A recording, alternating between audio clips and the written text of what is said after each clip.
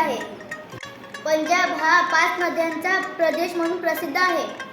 यमुना, सतलज, चीना, रावी व बियास या 5 नद्यांवरून या प्रांताचे नाव पंजाब पडले.